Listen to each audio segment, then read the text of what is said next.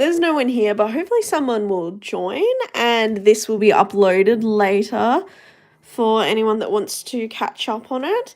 So you'll see ahead of us, this is my first ever time going live on YouTube, so forgive me if I'm a bit wobbly.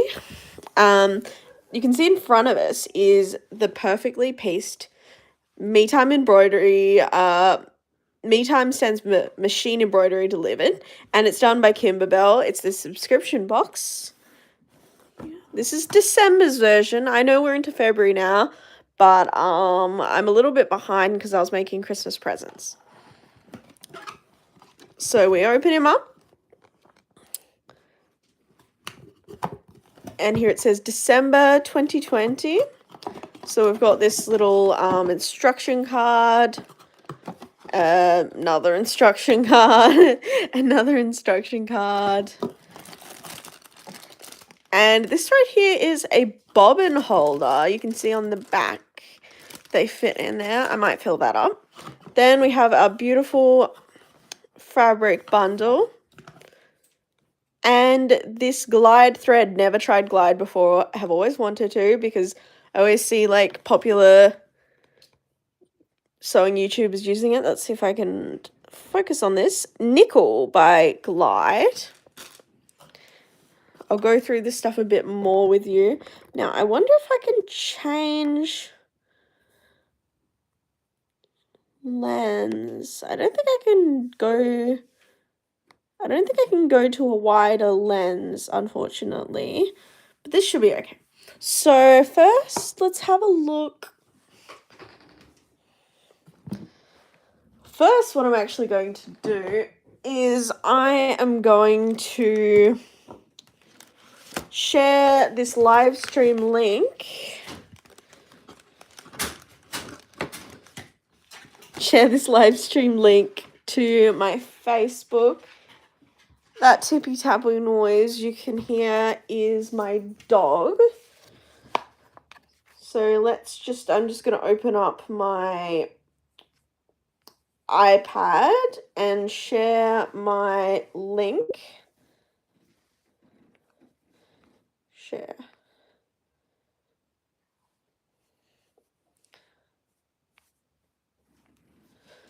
It is Monday today. I guess Gandalf gets to lick a graham cracker. Oh, hello, there's one person here. Hello, person. I'm currently just trying to share a link of my live stream onto my Facebook page. Oh, the person's gone. Bye-bye. I'm currently sharing a link to my Facebook and saying currently live on YouTube for anyone who wants to join my sew along.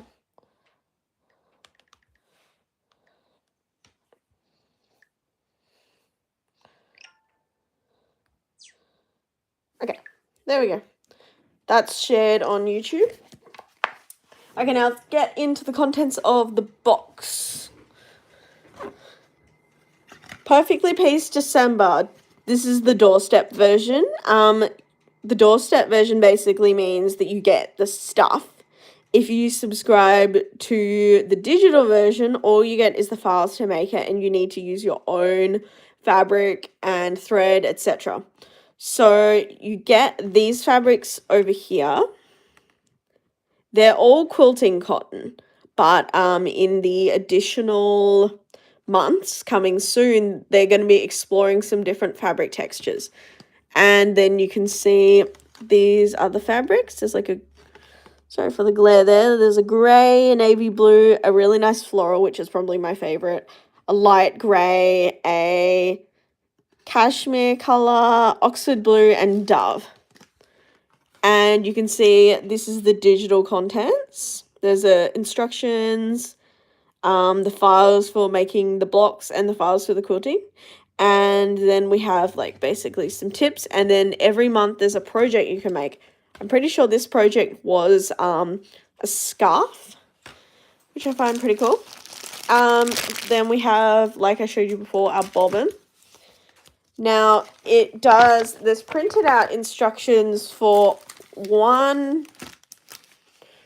for just how to make the block itself. So that's what the block here is going to look like. And you can see when you arrange it into various configurations, it can look like a knot. It can look like geometric. And this is the scarf you can make here. So I think the first thing I'm going to be doing is I'm going to show you how to get the files and how to download them onto your USB stick and put them into your embroidery machine. So this is my computer right here. I'll show you in a sec once I've got the page up. Just gonna move some things around here.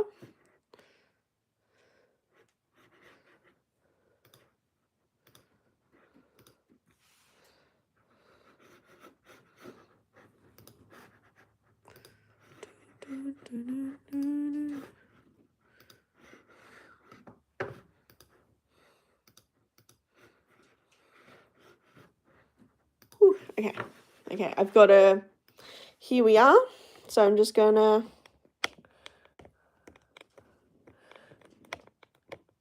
does that work? Okay. We got a tab right here. So first we're gonna search Me Time Delivered.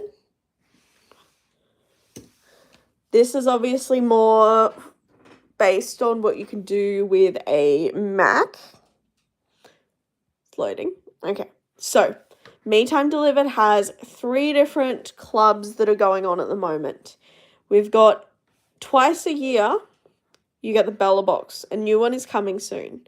The current Bella Box actually is like family tree themed. I wasn't really interested in that, so I don't have that. Then we have Collectible Christmas, which is like you make like a holiday village. And then we have Perfectly Pieced, which is the one we're doing now. I am going to log in, so I'm just going to tilt you away while this is what the login looks like. You just click login.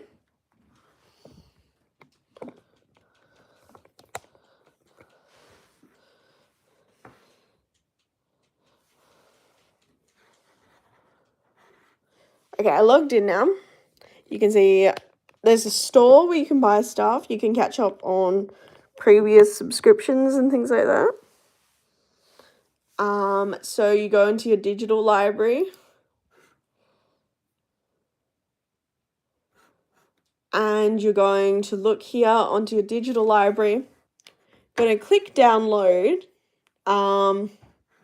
This is the December one. These are the 3 months that I have.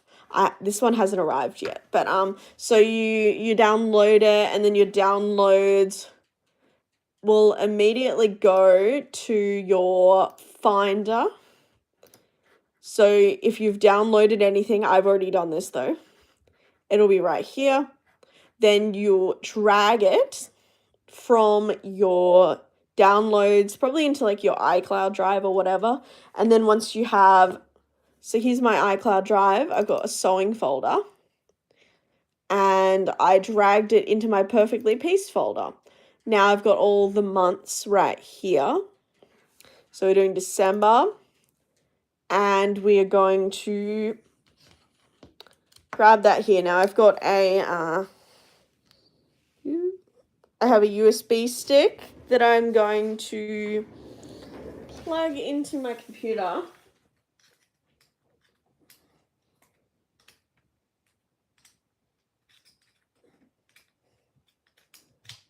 I swear USB sticks, you try them one way, they don't work. You try them the next way, and then the next thing you know, you've tried it the original way and it works. Okay, so blocks, choose project. Okay.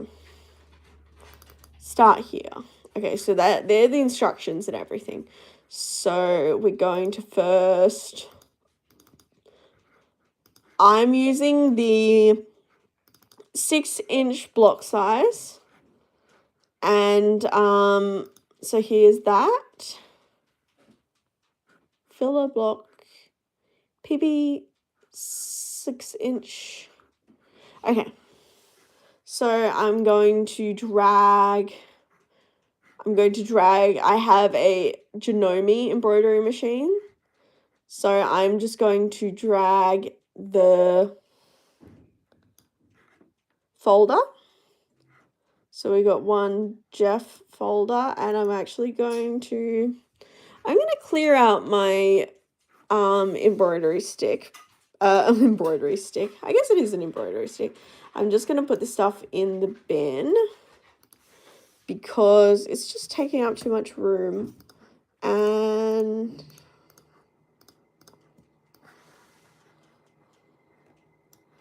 so yeah, now we just have the Jeff, and I'm going to rename the folder. How do you rename it? Ah, yeah, here we go. Jeff 6-inch. Yep. So there's the block. Now we're going to go back to our folder. Bless you. Now we're going to go quilting options. Embroidery files. Okay. Choose project.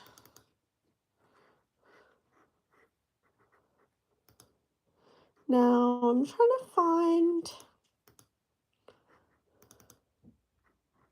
block size, resources.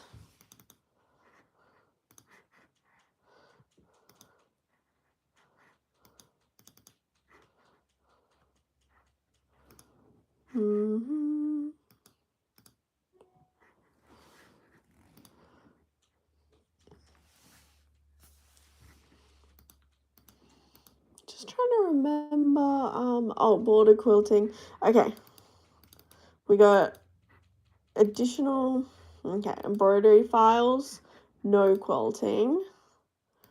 Then we got the border, and then we got the loops.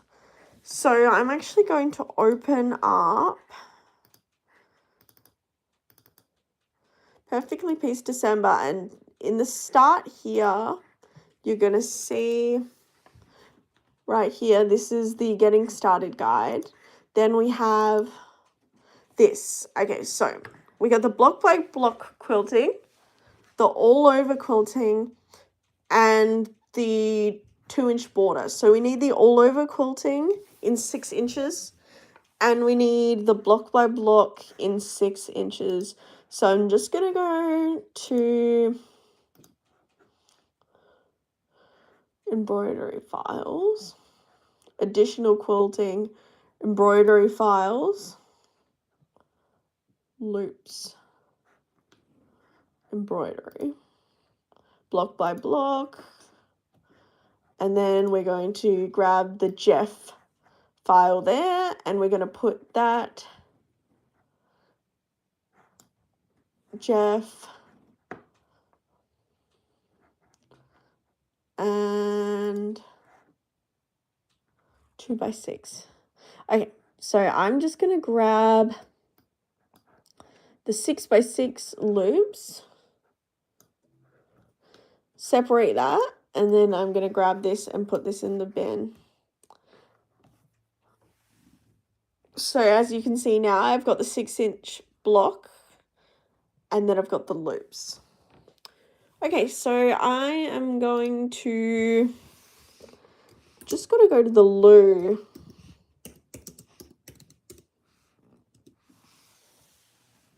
So I'm just going to put this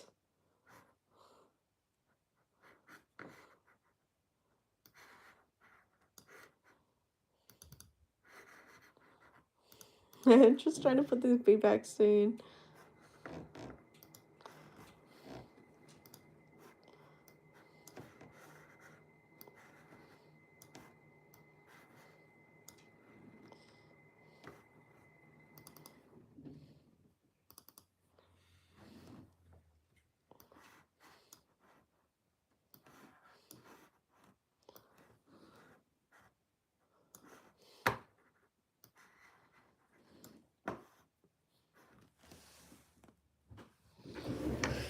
Okay.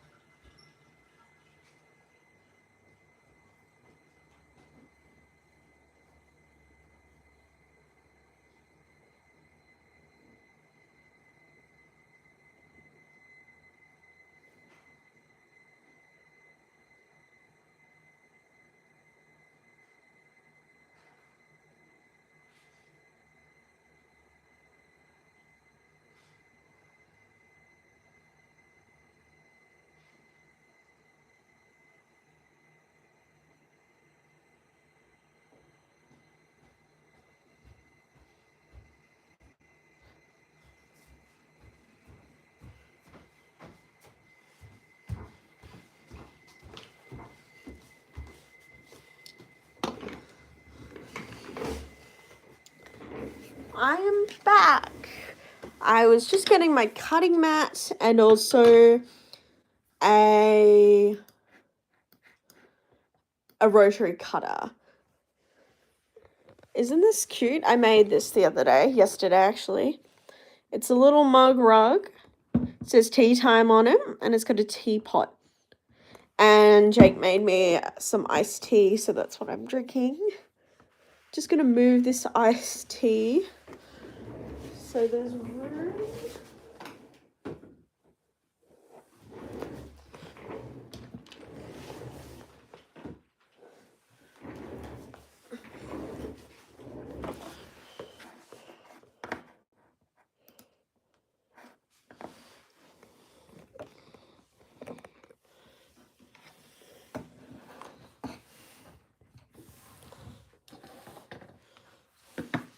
I'm just grabbing my cutting mat right here.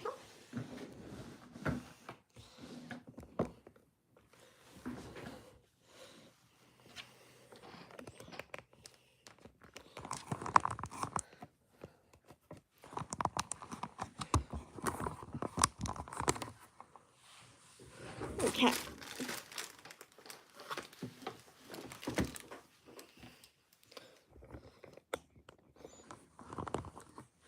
Okay, here is the little fabric bundle. We got a little card.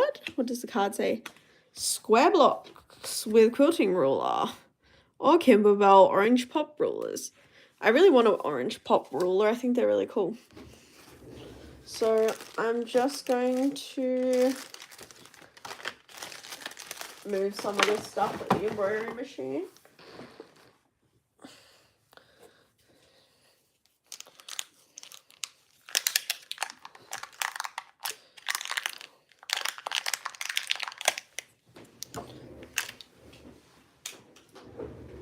Okay.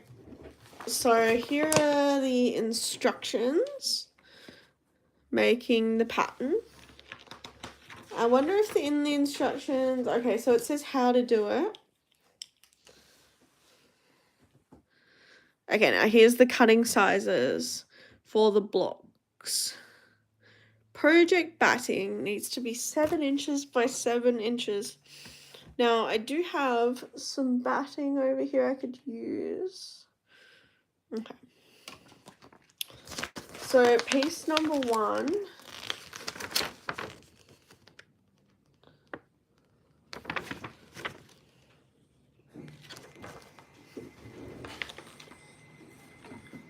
Single block with quilting. Okay, we're going to grab the instructions right here. Folder for sewing, perfectly pieced. December.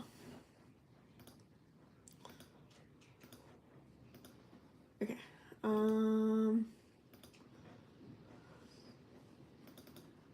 6x6. Okay. Piece. Okay, here we have got the instructions up here. So I'm gonna start cutting some fabric. Okay. So we're gonna do. Okay. We're gonna do block A first.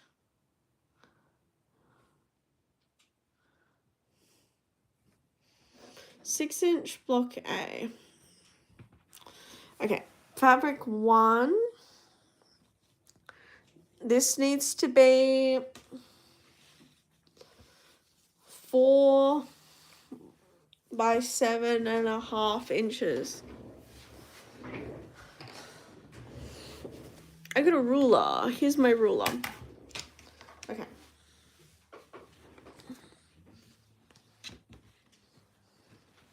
So let's grab a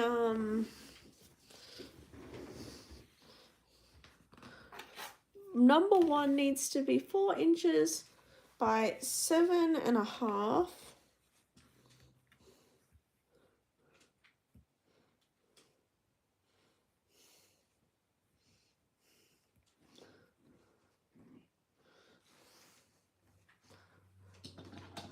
Four by 7.5. Oh, is that? Oh no, it actually says 7.25.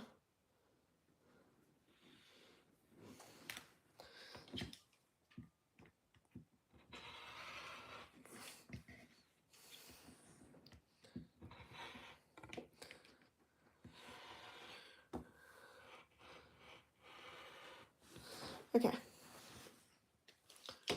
Piece 1. Okay, we got piece 1. Now we're gonna grab piece 2. Piece 2 is like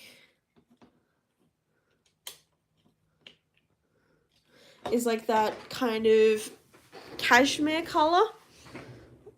Okay, we'll grab that. Here's this one, piece 2. So that's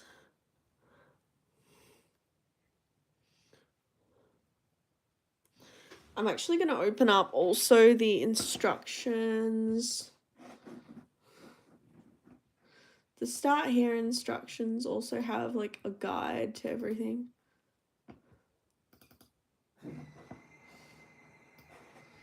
Color. Okay, that's not it. I'm looking for this guide, right, which has all the colors. Okay. Fabric. Are they gonna tell you what? Okay. A2. Okay. A2 needs to be 1.5.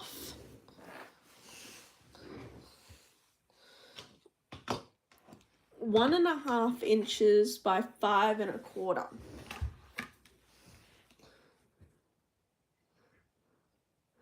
I'm making sure to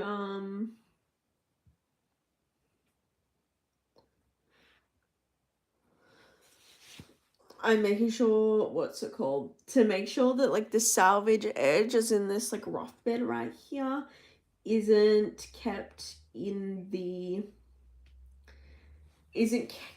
like not accounted for, because otherwise the rough piece is basically you can't use the rough edge for it. Okay, that goes next in the pile. Okay, now we're gonna have fabric 3, which is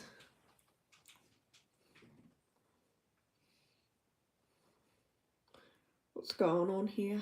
Okay, fabric 3 is that like, oh, it's leaf. It's like navy with leaves. Okay, let's get that one. Here is fabric 3. And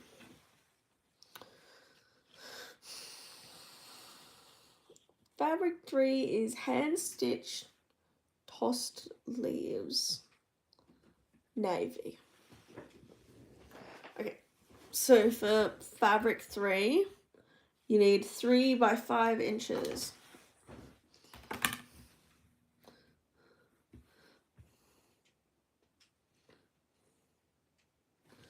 Here we go. Just going to cut that.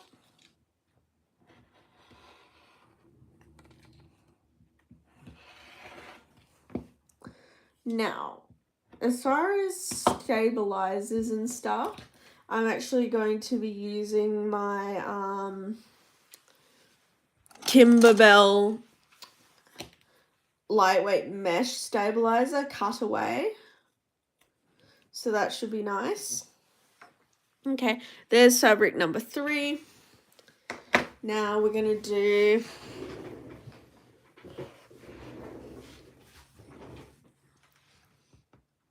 fabric number 4 is that cashmere color again.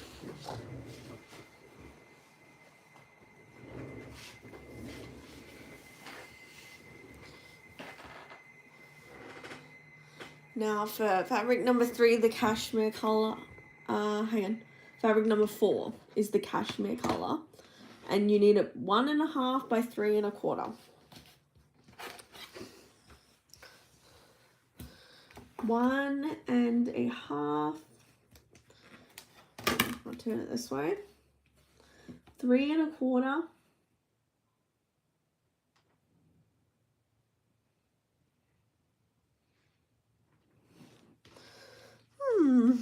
Only like 9 days or something until Valentine's Day, which is cool. There's that one. Our anniversary is actually only 2 weeks after Valentine's Day. I was just trying to use this as a mouse. I'm silly. Okay, we've done number 4. Number 5 is our next one, which in this, it looks like it is a light blue. Oh, they gave us 2 of the light blue. That's interesting. I wonder if that's,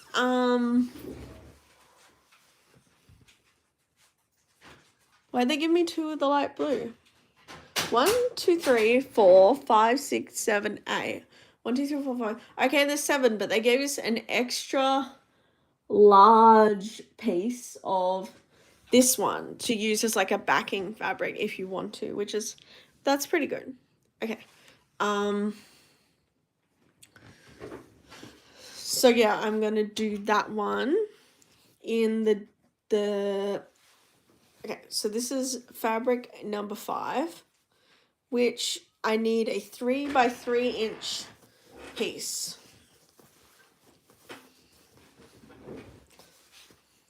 I have another Kimberbell project that I've kind of started doing. Well, first of all, I was making ornaments for all my for a lot of my family members, which is pretty cool. So I haven't been doing as much embroidery as I would normally do because over like the Christmas period, I was doing really well, and then I suddenly started getting really bad migraines, and obviously, like, I don't know, anyone who embroiders knows how loud the embroidery machine can get. So yeah, I was kind of avoiding doing anything loud, and I was just laying in bed a lot and being miserable. So that meant that I wasn't doing any embroidery. So I'm looking at the block, and so at the moment I am cutting it out so that,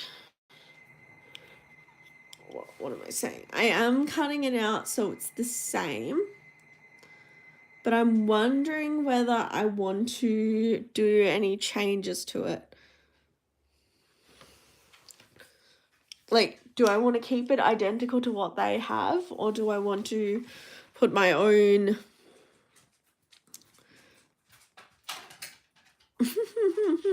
He's so cute. That's just Eric just clipping around the place for some reason. Okay. Now my question is, do I keep it identical or do I change it up? I think I like how it looks. So, yeah, I'll keep it how it is. Hopefully I have enough. I'm worried about the cashmere not having enough because every cashmere has like several pieces of it. But they are thin.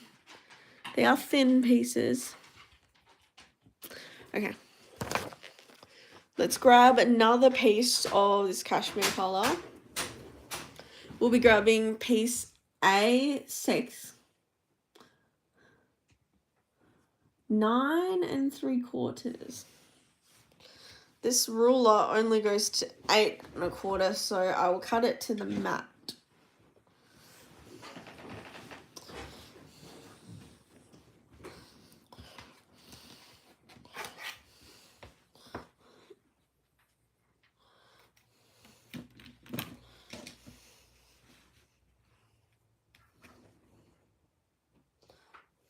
Three, 6, 9, 9 3/4 by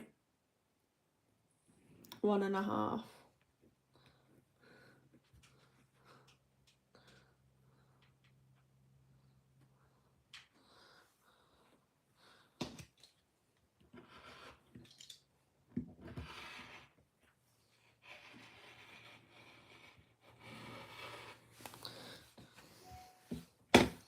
Okay, there's the next piece. And then I'm actually going to cut out the last piece of this color, which is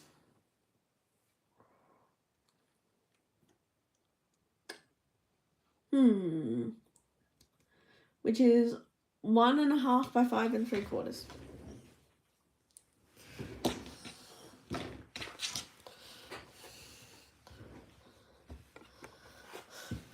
What did I say that was? 1 1/2 by 5 3/4.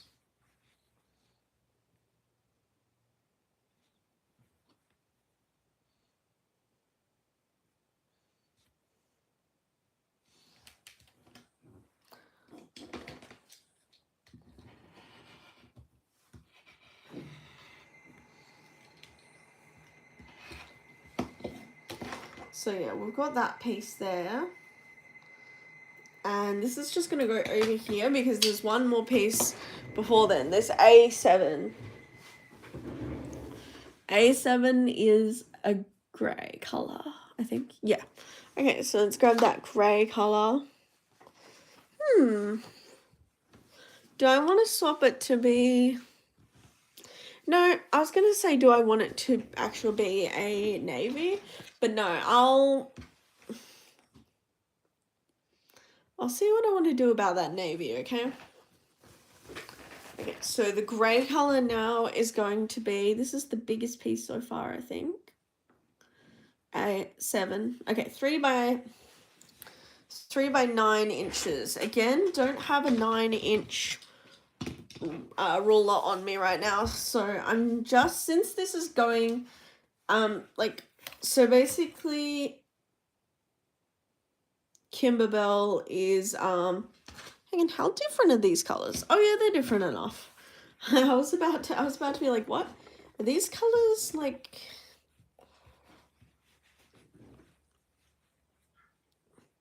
So since this is like paste, I would say like paste in 3, 6, 9. Since it's paste in the hoop, you don't need very like what would you call it?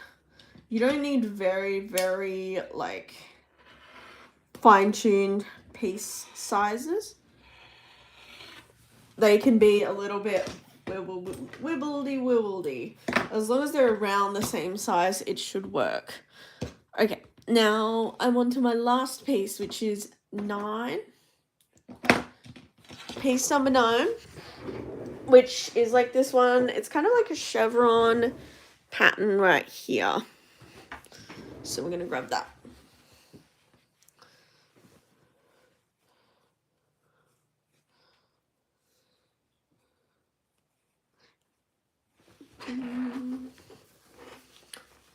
Anyone watched any good TV shows lately?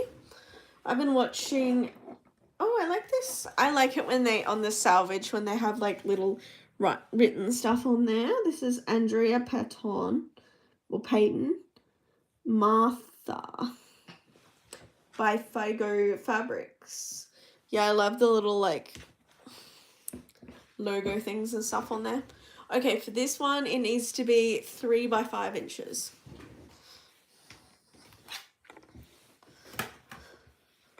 3 by 5.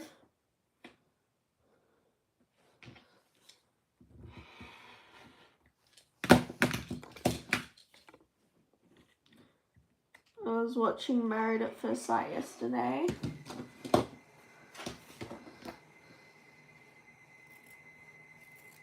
It was actually, So I don't know why they don't just admit that it's not a it's not an experiment, it's not a love thing, whatever. They know people just watch it for the drama.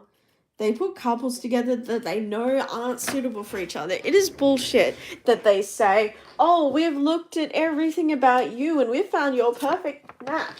It's like, and then, so they'll match a chronically ill woman with a guy that lives 900 kilometers from the nearest, like, doctor. Like, that is not a good idea. I know she basically, this woman has cystic fibrosis and she's just, that new drug that they found for it that is really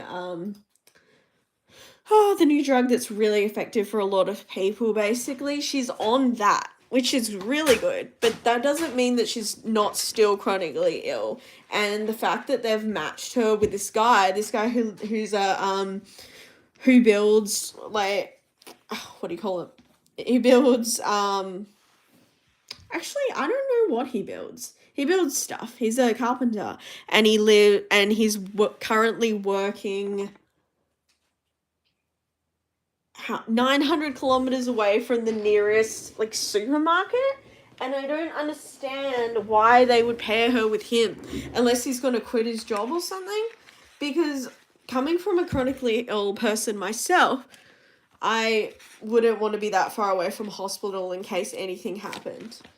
Even if there was, like, a really, really good drug for EDS, I still wouldn't want to be that far from hospitals and stuff. Okay, so this is the stabilizer that I'm using, Light Mesh Cutaway Embroidery Stabilizer by Kimberbell. And I'm going to grab my hoop. This is being hooped in a 8 by 8 hoop. And the thing with the hoop sizes and the perfectly pieced is you might go, oh, 8 by 8 hoop, I have an 8 by 8, I'll be able to make 8 by 8 block. But the thing is, the block is kind of made so it has seam allowance, so when you sew it to something else, it will be 8 inches. So normally when you quilt, that's going to be around, it's going to be a 1/4 inch seam. So that will add on an extra 1/2 inch either side. So even though you're like, oh yeah, okay, so I'll make the 8 inch block, I got the 8 inch hoop. No. You need like a 9 inch hoop if you want to make the 8 inch block, because it ends up being 8.5 inches, and there's like basically some like edges around it to show you what size to cut everything, right? So my embroidery hoop is one of the biggest like budget embroidery machines you can get. It's still not cheap, but I have the,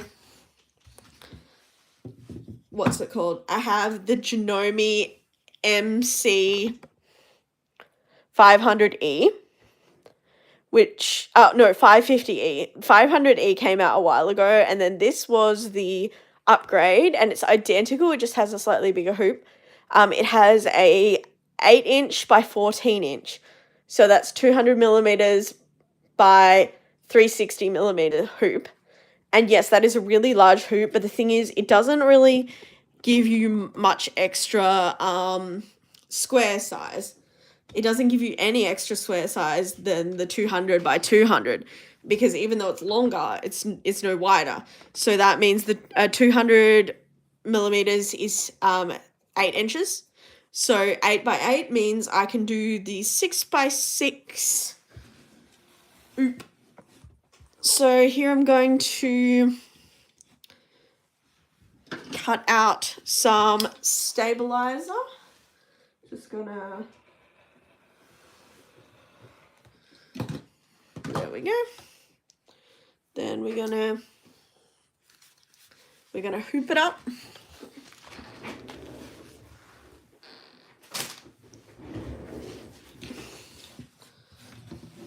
Yeah, so this one goes down here.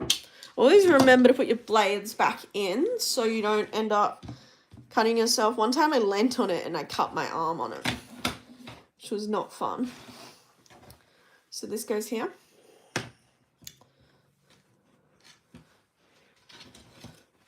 I think I'm gonna do it this way.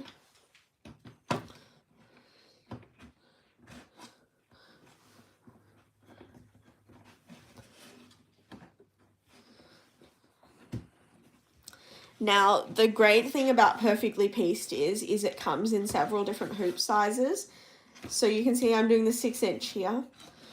So like you would want, if you were wanting to do the 8 inch, you're going to need to have a top of the line embroidery machine or some kind of industrial like 8 or 10 needle machine, because a machine that you're going to buy at like Spotlight or I don't know where else from a dealer, as in anything under $5,000, is not going to have a big enough hoop for it.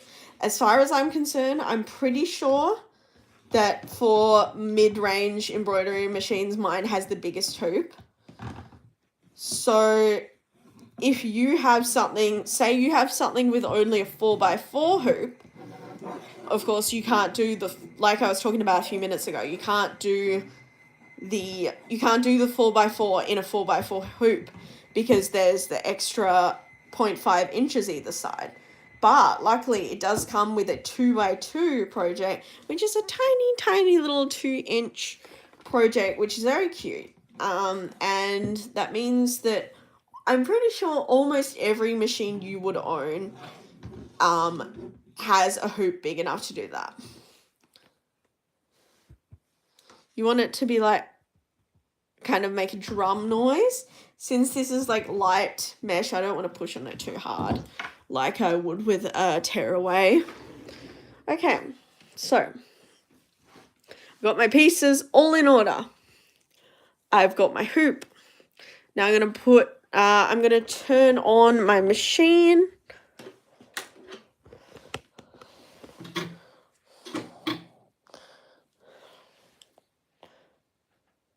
Okay. So it does this thing at the start where the hoop moves. Okay. Now, resume last pattern. No. Now we're going to go into this setting here, which is like your grid. Always check to see whether you have the right hoop. Because if you have the wrong hoop on, say I had the smaller hoop on, when you go to find your file, you're going to be like, the file's not on the machine. And that's because the file exceeds your hoop size. So now I'm going to grab my USB stick. Okay. You can kind of see here. I'm going to go into my folder. I'm going to click USB, embroidery. You can see here's my hooping. Okay. So we got 6-inch block. Okay, that's centered, that's good. Okay, keep your hands clear. Okay.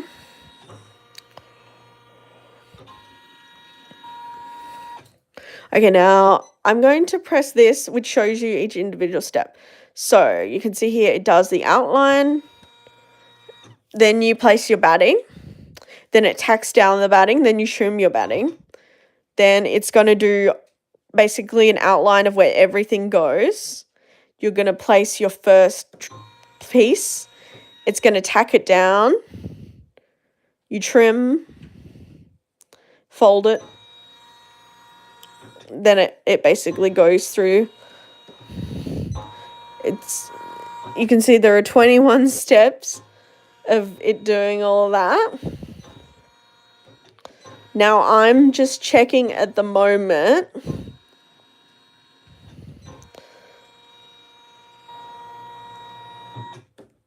What am I checking?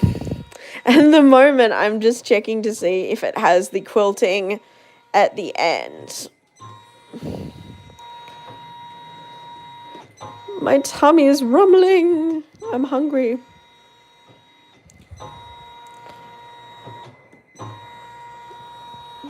And that goes all around. Oh, yeah, it does have the quilting. Okay. So, I am going to grab... Okay, what am I going to do? I'm going to push this back. Okay. Normally would not push it back because I want to be able to reach it. But since we're here and you guys are watching me, or... I just pulled the leg off my tripod. I fixed it. It's okay. It's okay. False alarm. Okay. Okay. So there's that. So I'm going to grab my hoop. I am going to put it on. I'm going to grab my thread and put it at the top.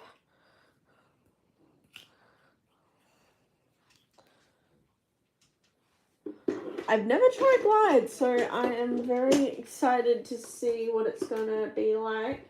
It's kind of big for my machine. Okay, no. It fits pretty well. Okay, let's thread this. I made a lot of garlands for, like I was saying before, I was making Christmas garlands. That was a Kimberbell pattern called Sugar Plum Jubilee. And is this focusing? And basically I was really wishing that I had like a 10 needle embroidery machine while I was making that, because yeah, it was extremely like time consuming, changing between like 10 different colors during a project. And I just thought, oh my god, my life would be a million times easier if I could have just done this all, like loaded all the colors at the start and then made the stuff. I'm going to post some photos. Once I've given them to people, I'm going to post some photos on Instagram of the things I made. I made them already and I took photos, but I have to wait till I give them to the people. Okay, now I've just remembered that I need to, what should we call it? What do I need to do? Oh yeah, I remember. I need to cut my batting or my wadding.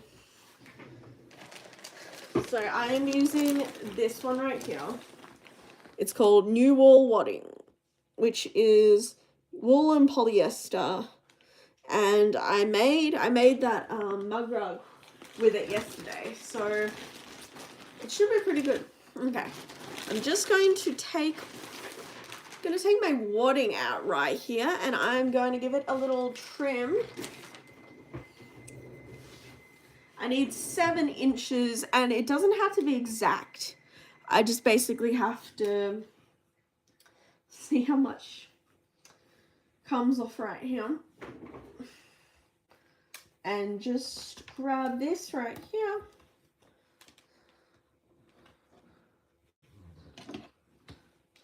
This is a king size one, and usually it's like $100 and something, and I'm pretty sure I got it on sale for like 20 or less.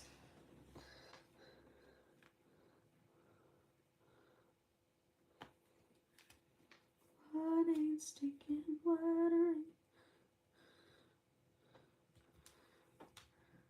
It's very slippery.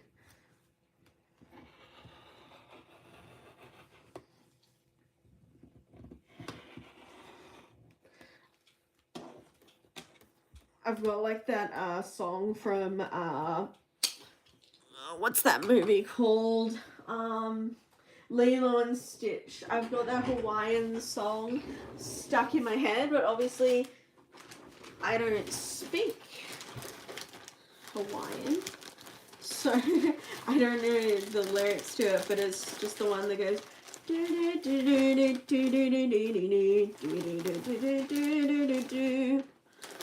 Yeah, I don't know why that's stuck in my head. Jake and I watched Lilo and Stitch like a while back and watched the TV show as well. The TV show is actually really good. The premise of the TV show is that his Stitch's like cousins, one by one, make their way to Earth, and they have to go around catching them because they're naughty cousins. And yeah, I don't know how else to describe it. They're naughty cousins and they come to Earth. Let's just give this a little, just give this a trim right here. I don't know why it has that corner on it. Probably because I cut it off the batting kind of strangely. Here we go. Okay. So now we're all clear to start the machine. So we're going to have to make 4 blocks like this. 4 of the B blocks, and then 1 center block, which is like, what is the center block? The center block is just a plain fabric with like some like scribble quilting on it, which I think is pretty cool. Okay. So I'm going to put my foot down and I'm going to sew a square.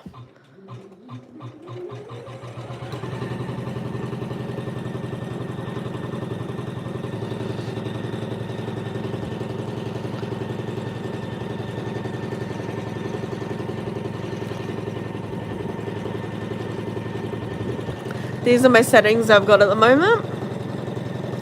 I like auto +1 tension, and I just put it on full speed. Another thing with having a mid-range embroidery machine is it does not go the fastest. It's okay, 680 stitches per minute, but oh my god. A big reason why I wanted to start doing this videos was that all the people I see doing Kimberville content on YouTube, they have like Brother Luminaire or a Babylock Solaris machine, which costs like $20,000, and I cannot afford a $20,000 embroidery machine. So I want to show that you can do it on a more basic machine. My machine, I find my machine to be a luxury.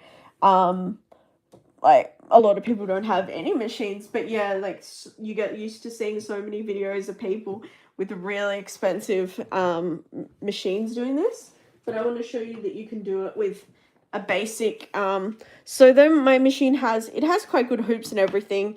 The user interface, like the computer behind the machine, is quite basic. It's basically just load the stitch, you can move it and you can mirror image it. There's no cameras, there's no lasers.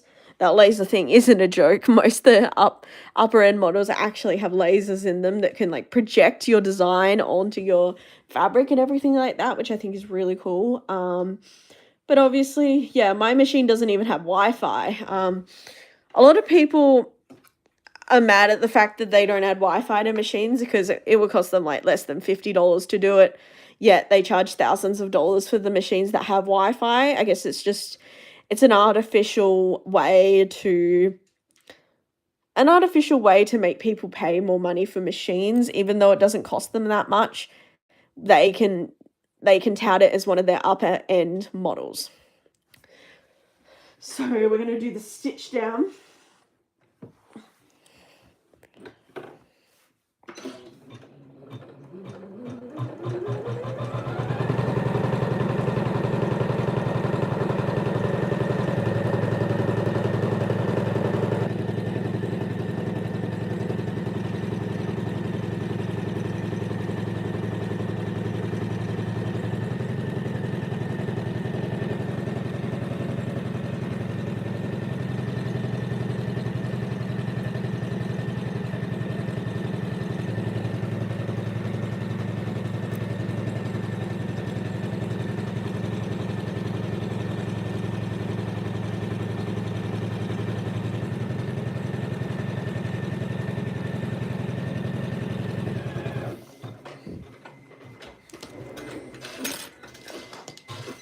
Great.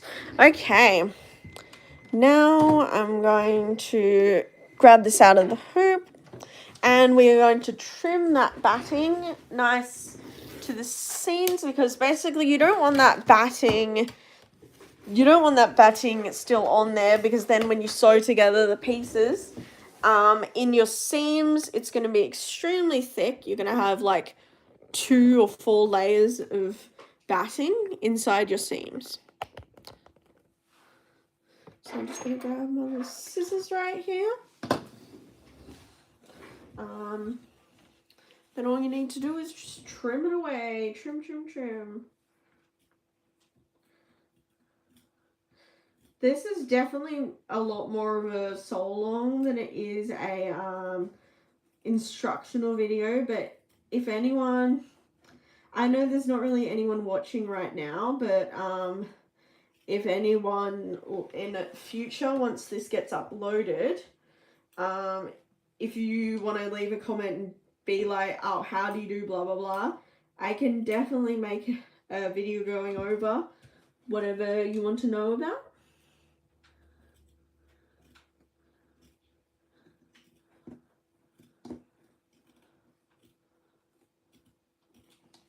I never see people using this batting for projects, for like in the hoop stuff.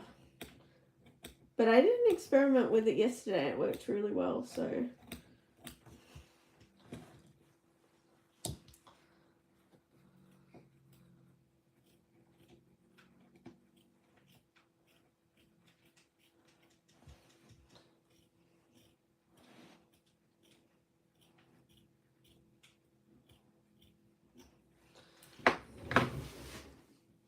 God, I can't imagine making a giant quilt with the 2-inch blocks. That would take you so long.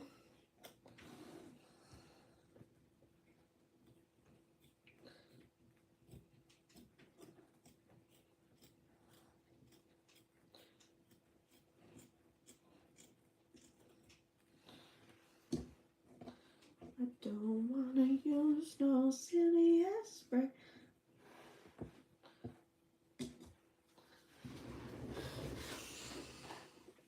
If you hear me scooting around, I'm just on a chair and I am putting stuff in the bin. I also have like a little bin over here for threads and stuff. But yeah, okay, that's looking pretty good. Now I am thinking we are going to want to go and iron some things right now.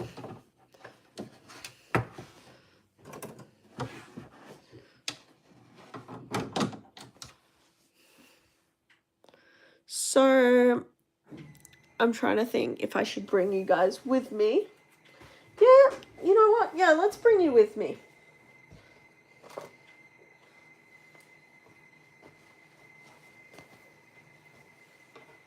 Okay. We're going to grab all our fabrics. And we're going to grab our little pile of pieces. And let's go on a little adventure to the ironing board. Boom, boom, boom, boom, boom. So yeah, I don't know why I didn't iron the pieces before I started the video. Surely there's some kind of reason. But here we go. Oh, I just stubbed my toe. Ow, ow, ow, ow. I'm such a dickhead. Okay. Here we are. Welcome to the ironing board. Gonna be using some Fabulon. I am not, however, going to be, what should we call it? I'm not going to put any SF101 on the back. I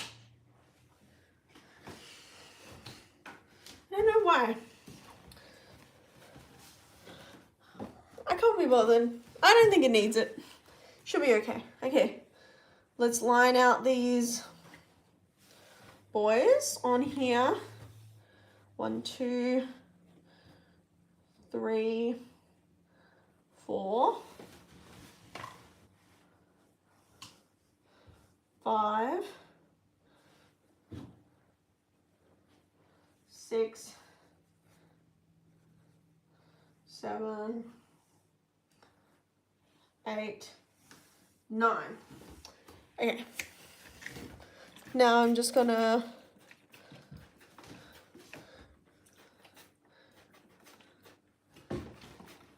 you can see I'm just spraying a bit of starch spray on them.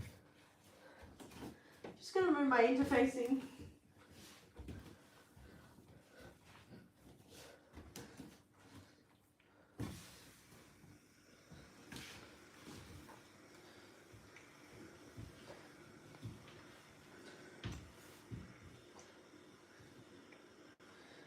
I really like the smell of Fabulon. Let's put him in the foreground right here. So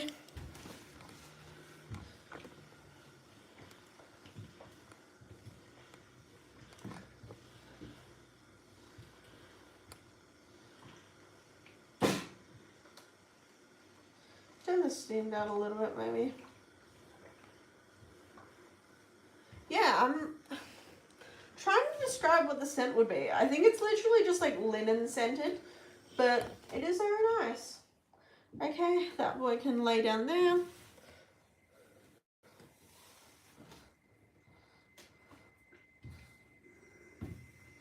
I wonder how long it takes for this to get uploaded to my channel.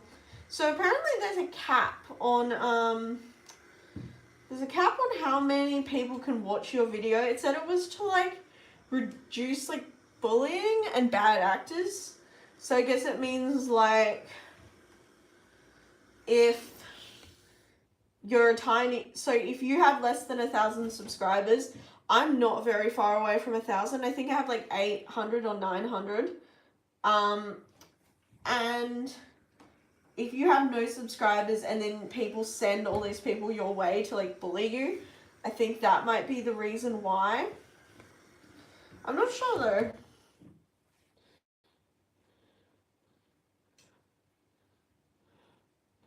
This is really, it's got a bit puckered in the middle. I wonder why.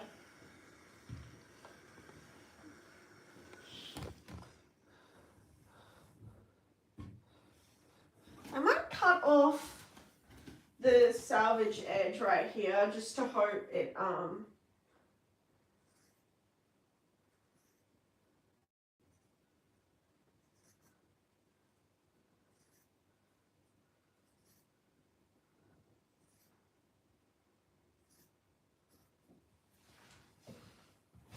okay, I'm back.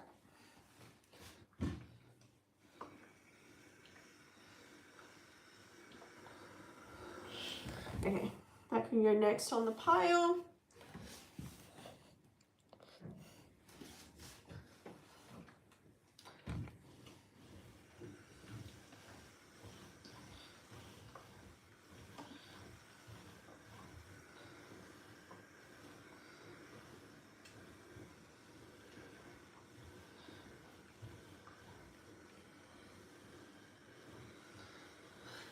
So yeah, I'm thinking about making like Turkish dumplings for dinner tonight. That should be good. I think they're called like manti dumplings. And they have yogurt sauce. I'm just wetting that bit, hopefully that the wrinkles come out.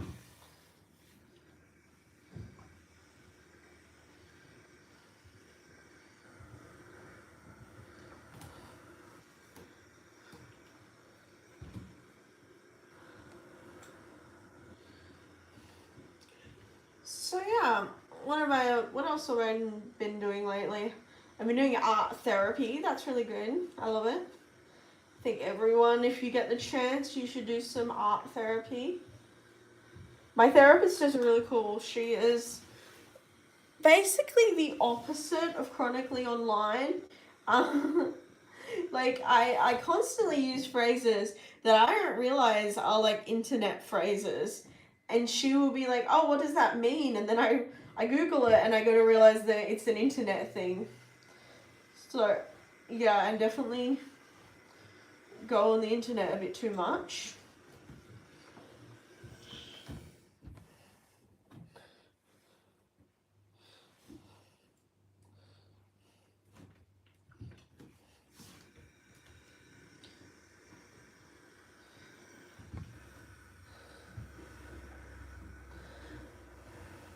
So yeah, also on Married at First Sight, there's this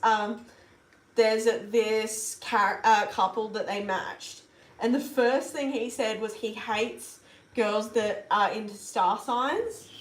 And one of the first things she asked him, at least this is how they edited it. I'm sure it could have been way less way less prominent, but they want the drama, don't they? So then basically the first thing she asks him is like, oh, when's your birthday? Oh, you're a Cancer. Oh, and you can just see him get hella mad when that happens.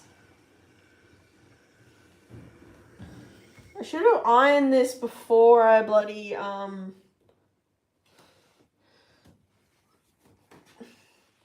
before I cut the pieces, because they're out of shape a bit.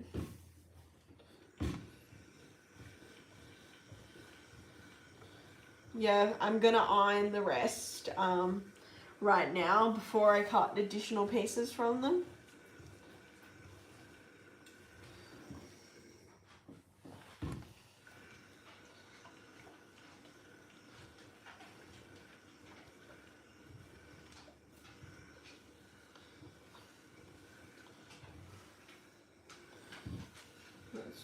Hello, Eric.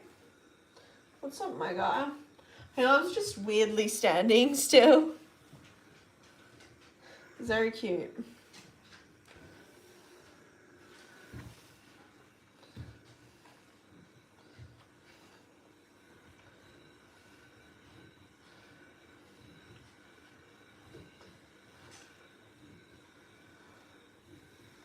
Okay. Okay, those boys can come over here and cool down. Now I'm just going to basically starch and iron the rest of these pieces. Everything is content. Everything is content. Don't forget to film it. Don't forget to film it.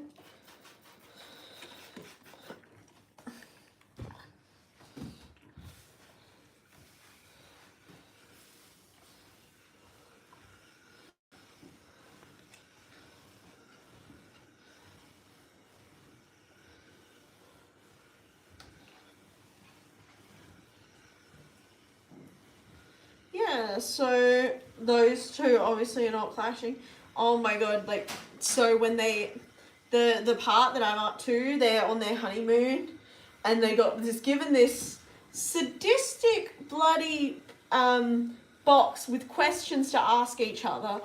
Basically what they did on their honeymoon is they give them this box, and the box brings up a question, like the most hot button issue of the moment. Like, oh, you guys are enjoying yourself? You guys are like not feeling very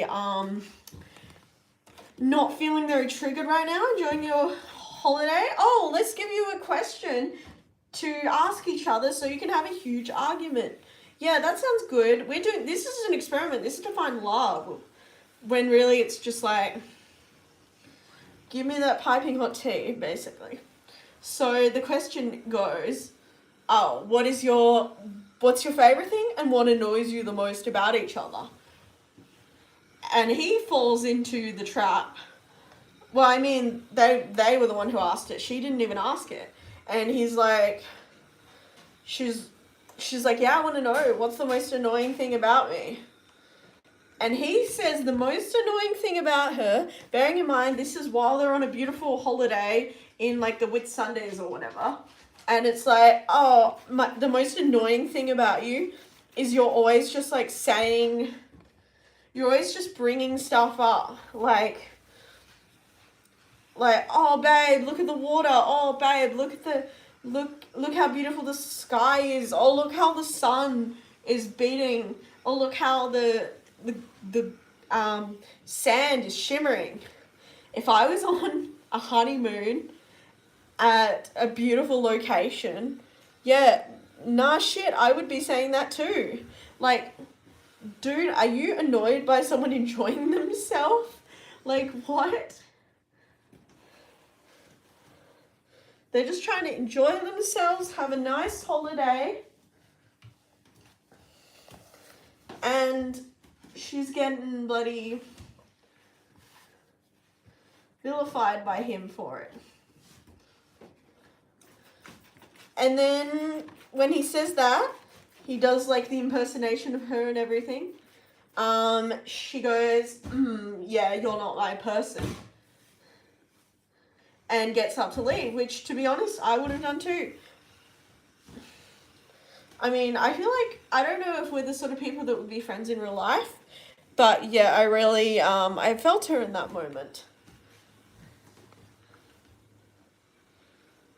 Just, yeah, so she's upset, obviously. And then he's just like, oh, I don't know why she's upset. She's the one who wanted to know the answer. Like, why would she get upset by that? I don't know, Bestie. Why would she get upset about that? Have a think about yourself.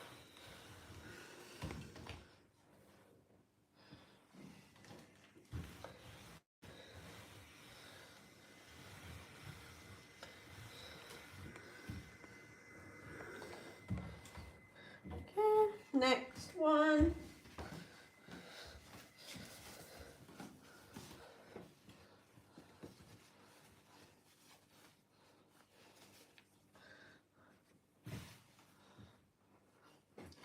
Yeah.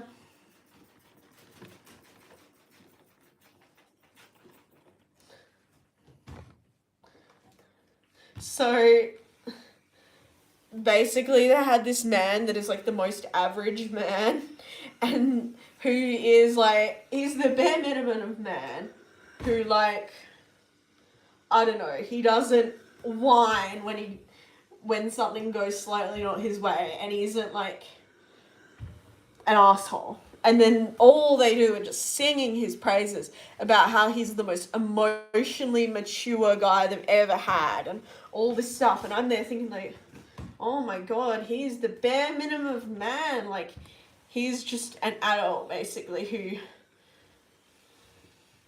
doesn't expect too much from his partner and like has kids and looks after them and stuff. Like, that is the bare minimum of man. Yeah, and these people are like, another couple that they like matched because they're both extremely like so one of them is a social media influencer and one of them is like a crypto bro. And they matched them saying they were going to be a power couple.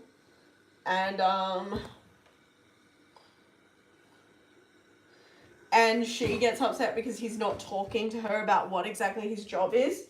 And honestly, meeting crypto bros, if you find a crypto bro who doesn't tell you about their job, that is like, you have scored the big time right there, because you don't want to listen to them talk about it. He was talking about NFTs and crypto and like, to find a man that is like, oh, I don't want to talk about it, it's the wedding. Like, sis, you've just scored there. Why are you upset he's not talking about his job? Like, you have just dodged the bullet right there by being like, oh yeah, I don't want to talk about what I do. This is it's just our honeymoon or whatever. And then she says she's worried his job is not stable. Sis, you are a TikTok video maker. Like, you think TikTok's going to be still around in 5 years or so? Probably. But also maybe not. Like, look at Vine and Musical.ly and stuff. Periscope. Is Periscope still a thing? I don't know.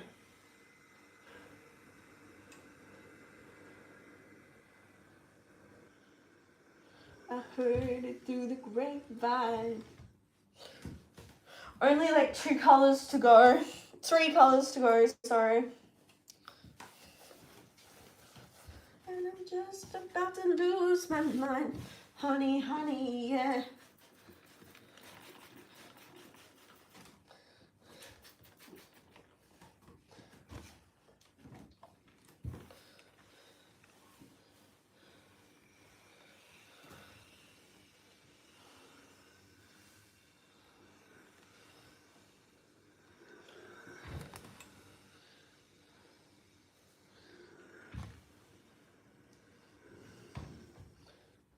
Yeah, so,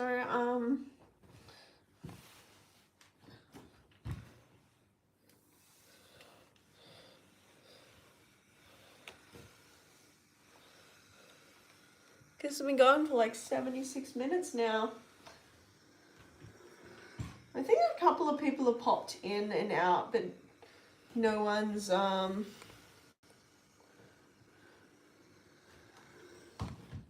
one's stayed that long. That's okay though. It's not very much of this one. I guess I only need like 4 of it or so. I can use the blue one, like the plain navy blue one that I haven't used yet.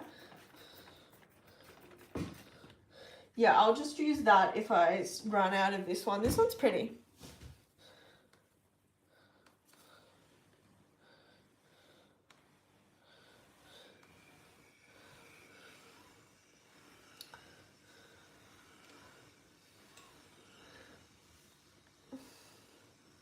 Yeah, so telling him that crypto isn't stable, or well, actually, he never said the word crypto, which is probably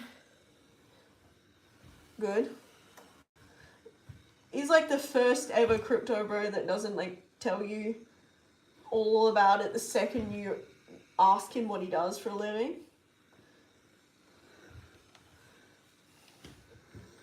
Like that joke about vegans, which I don't necessarily agree with, about vegans always like talking about being vegan. I'm not vegan, but I'm a vegetarian.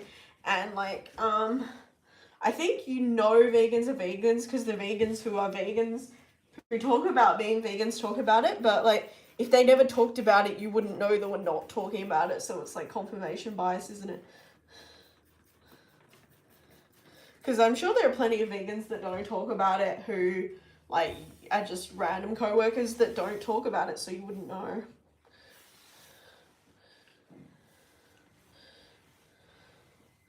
There are some other months of the subscription box that are available online that you can buy once you've become a subscription member.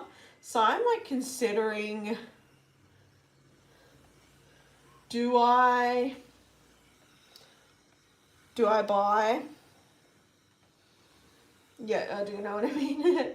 Do I buy some of the other months? I like November. November was like a Christmas wreath looking one. They like to give you your project a month before. Like the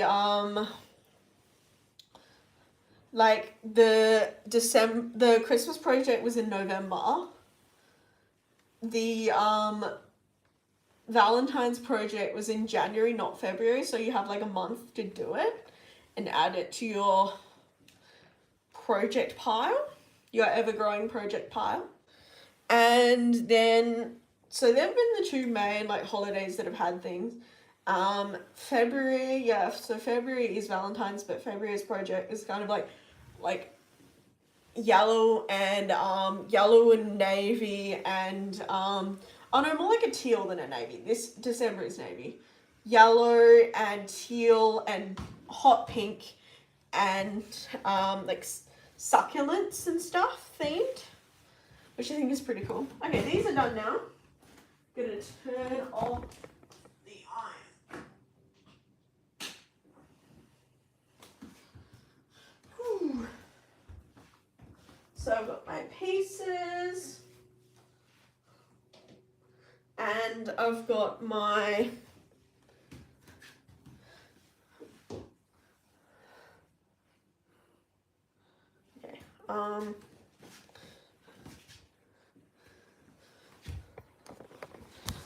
now we're going to make our way back over to the embroidery machine.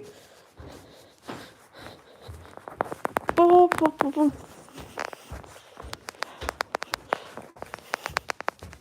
once I finish this one block, I'm probably gonna make some dinner after this block. Okay, here we are back at the embroidery machine. There's my 9 pieces. I'm gonna hang these bad boys up on the back of my armchair.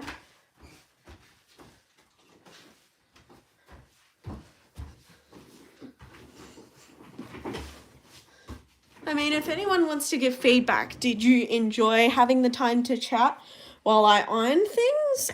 Or in the future, would you want me to just iron by myself? And iron by myself, and then that way it'll be ready to get straight into the project to the live stream. Because I kind of see both ways. Okay. I think these got out of order. So let's have a look. We got 1. Then we got 2. How much is that? 5.5, yeah. 3. 4. Yep. Then I think that's, okay, 5. Then we got the long one. 6. 7. 8. 9. Great. Okay. There are our pieces. Okay. Now, we got, they have like a cutting thing right here. Okay. Okay. Hopefully there's still room. Okay. We got all our instructions. I was just reading the instructions right here. Okay. Now, I'm getting out single block with quilting.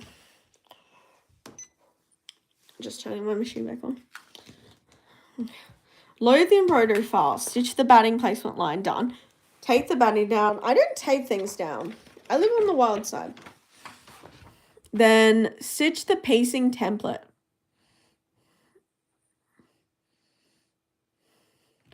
Okay. Let's go.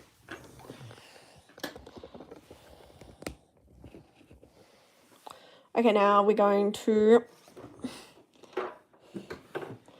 stitch the template. Okay. Template. I'm sure as a kid I used to say template, but now it's probably template. So this is our outer border for our seam allowance, our 1/4 inch seam allowance.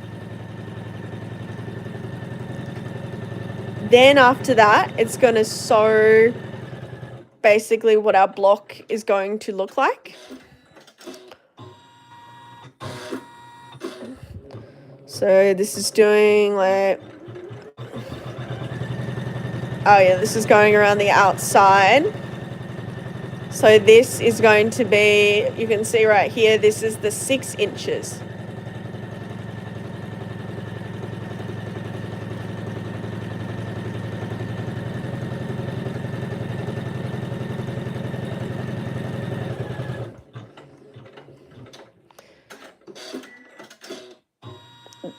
Now we're going to do like, this is the triangle bit. This is what we're stitching at the moment. A bit hard to see. Oh yeah, you can see. So yeah, you can see how it traces it around.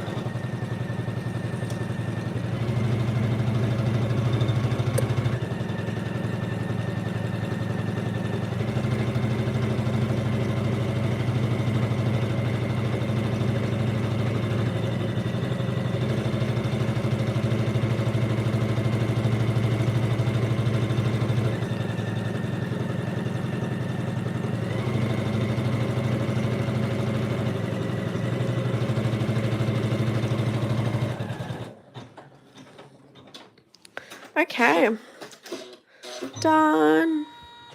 Okay, now we're going to want to put down. So now what we have to do is put down the first piece of fabric, right? Then Then stitch the trimming placement line.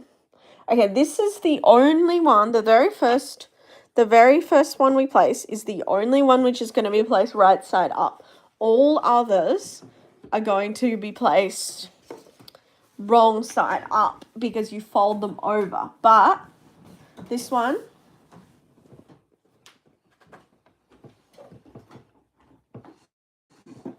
should be good.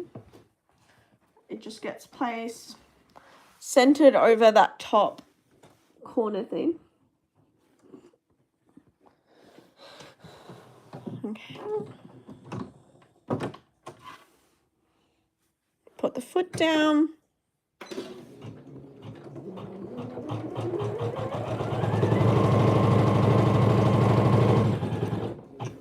Ooh, yeah, we ran into the machine. Whoops.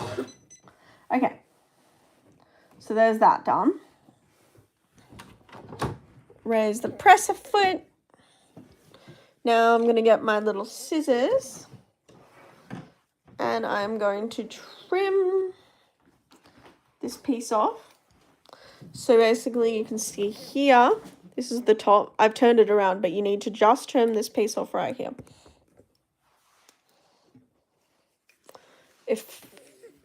Yeah, that's right.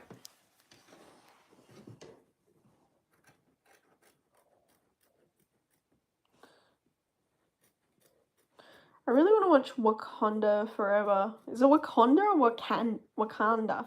Wakanda. Yeah, it's hard to... When you say something with like an Australian accent, it's hard to know whether it's a made-up word. Do you like... Well, I know all words are made-up words, but a recently invented word. Do you stick with the Australian vowels, or do you say it like the American would say it? Okay, now trim that away. Next, we're going to grab this second piece. I'm just grabbing it right here. Okay. Here it is. It's like a camel kind of colored piece. And as you can see with the instructions here, you're meant to place it wrong side. So this is... Now we're only going to be placing wrong side down, but I think this is double-sided, basically. Let me see. I think this is the right side. So you're going to place it, line it up along the stitch line we just stitched. And exactly lined up to the one we did just then. Okay. Let's bring it back.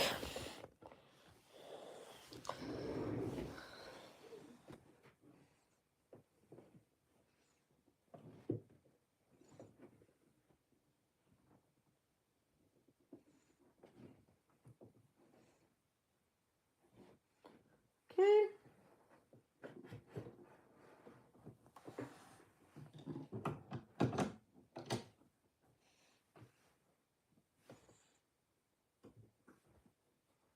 Okay.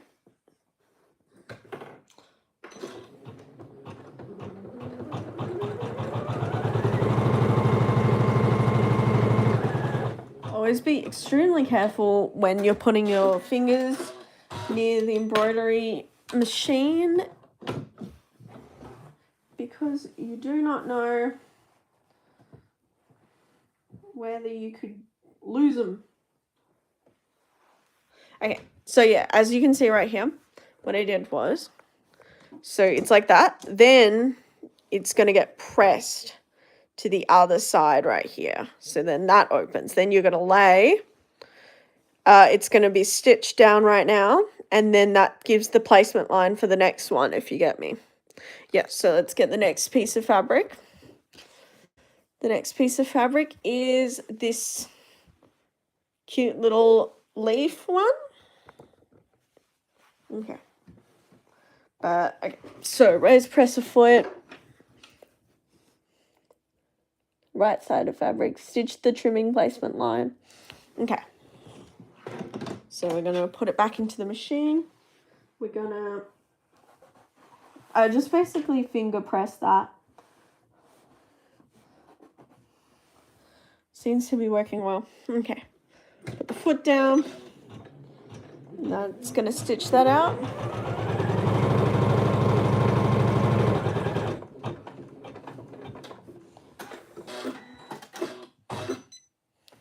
Okay.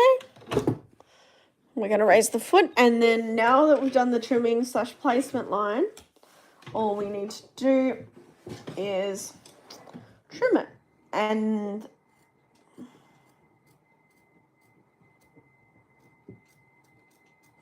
kind of hard to see, sorry, I'm just trying to get really close to the edge. Yep, I think that's good, as you can see. There's the 2 on. So now we're going to put it, oh, my embroidery machine has come unthreaded. That's okay, I'll just,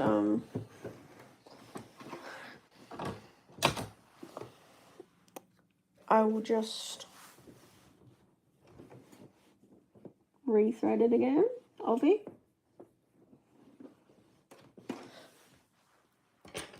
Just gonna trim the ends. I'm liking this thread, very similar to Hemingworth, which is the brand that I like and use a lot of. I have Brother Reed, and I have Brother Reed, and I have Hemingway. Oh, Hemingworth.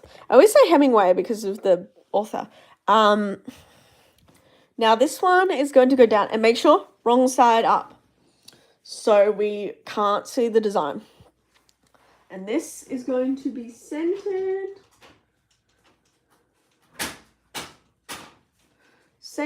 on the line that we just made.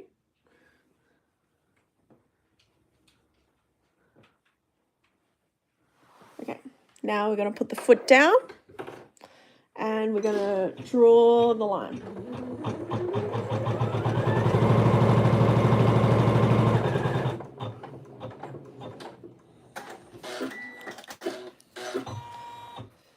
So yeah, raise the presser foot.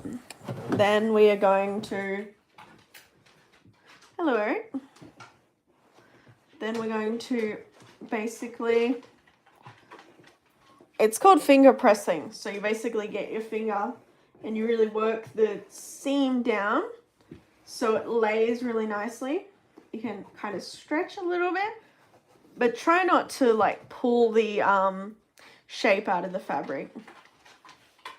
Okay, there's that. Now this is going to go back onto the embroidery unit. I'm going to put the foot down, and it's going to stitch out.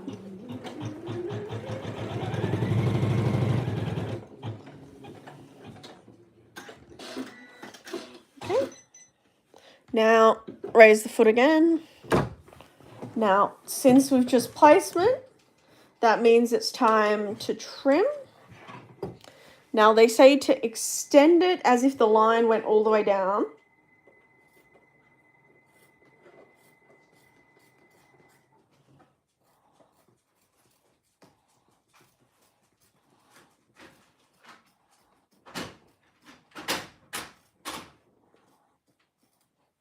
Okay, there we go. There's that little bit trimmed off.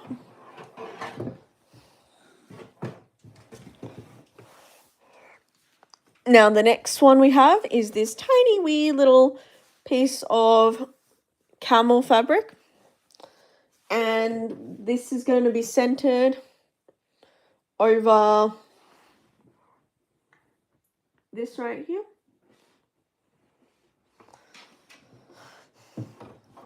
Put this back on the embroidery machine.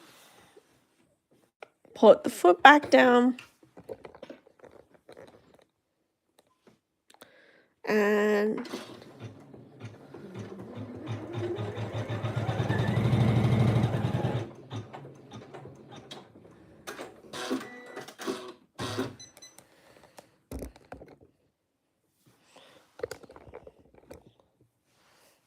okay. Raise press foot. Now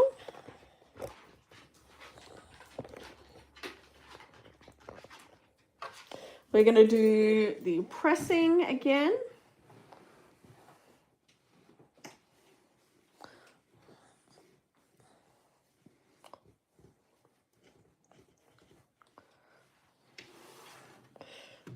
Now this is the placement and the trim line.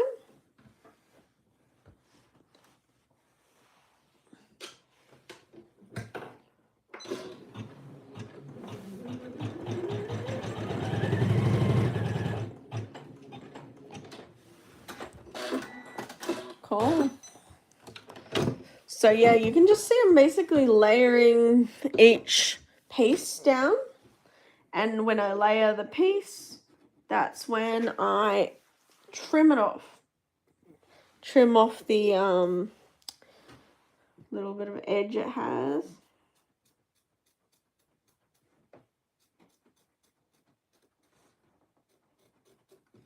Yep, there's that one done. So now you can see we've put down 4 different colors. We're going to be doing this corner one now.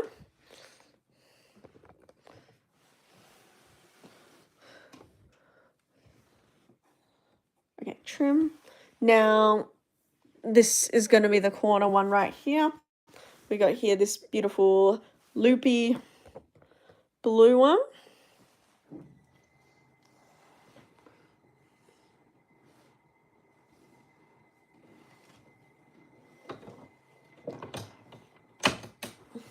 Okay, now we're going to put down the foot.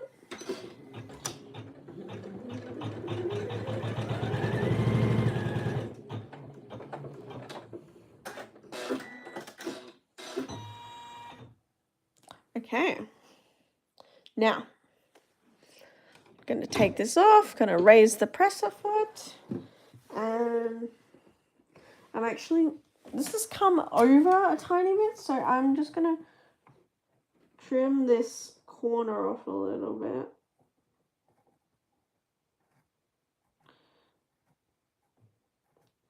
Oh my god, so I've been making this, I've been honing my focaccia technique, focaccia bread, right? And I found this recipe, it's called Bread by Elise, and it is not an easy recipe at all, but it is a delicious recipe and is the best focaccia I've ever made. And I've made it like 5 times, I think, and every time, oh my god, every time it gets better and better and better. You guys need to try it. Look up Bread by Elise focaccia recipe, and wow. Okay, now this stitch here is going to do the diagonal line all the way from the bottom left to the top right, because that's where it's going to be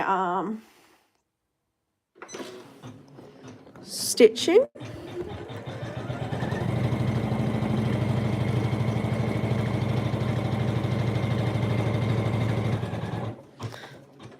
Now you can see we've basically done more than half of it, I would have to say.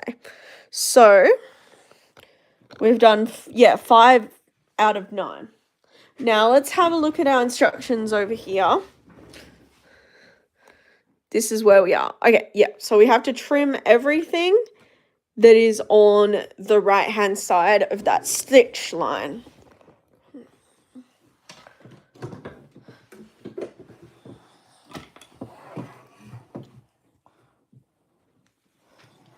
Okay. I'm going to take this off the machine to do this. Just because I don't want to accidentally pull it or anything. So yeah, this is just, we're going to be trimming.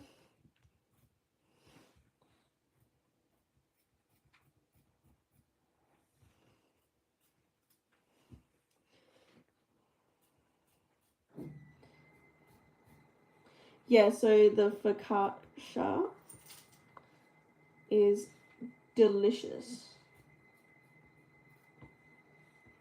And I like to use very small scissors for this. These ones actually came with my embroidery machine. And they are really good for applique. They're so sharp. They haven't, I don't want to say it. I don't want to jinx myself. They haven't gotten dull yet because I have no idea how I would sharpen them. But yeah, I love them for applique and like little Kimberbell projects and trimming close to the stitch line. I think it's great for that. Okay, there we go. There's that. Looks great. Yeah, so basically, yeah, over halfway done. Now, a little thing which can be helpful is what do you call this thing? Come on, tell me the name of this thing. Lint roller. A lint roller. I need to peel this one off. But yeah, if you get little bits in the hoop that you want to clean up, lint roller is amazing. So here we go. We're going to put this. Okay, we have trimmed. Okay, we just went and trimmed right then, which was trim the fabric. Okay, now we need to place piece number 6. Here is piece number 6. Here's actually my little rubbish bin. I'm not going to throw out the big scraps like that, but I will throw out these little trimming bits and the little pieces of thread and stuff. Obviously, a little off-cut of thread is not very handy thing to keep at all. You need at least like a meter of it if you want to make it not a, I don't know what to call it. Okay, so now we're going to be centering this over this diagonal line. We got this piece right here.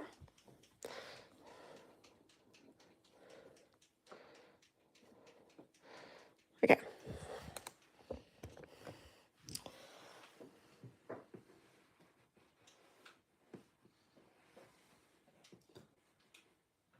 Okay, there we go.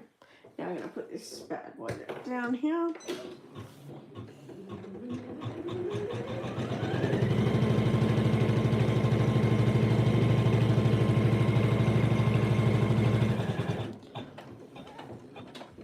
Cool.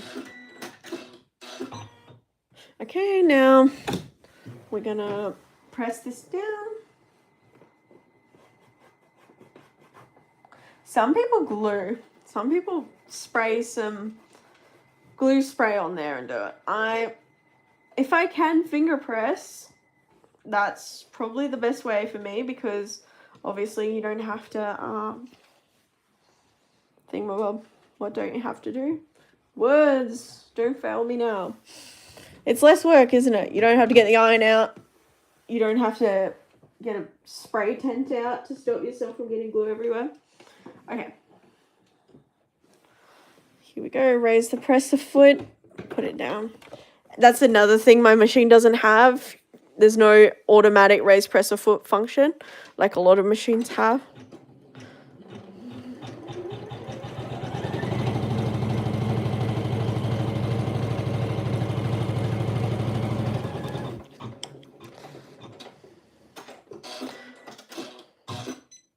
Cool. Now,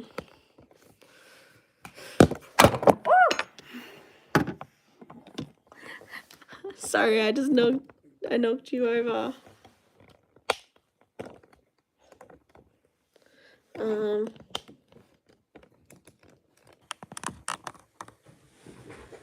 Just trying to. Sorry, everyone. Can't believe I just hit you.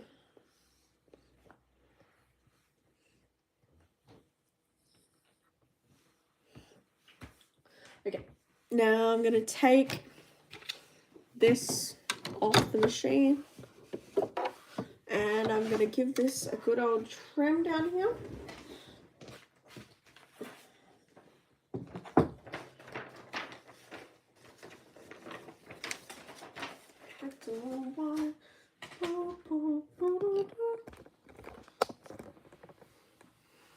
Okay. Time to trim.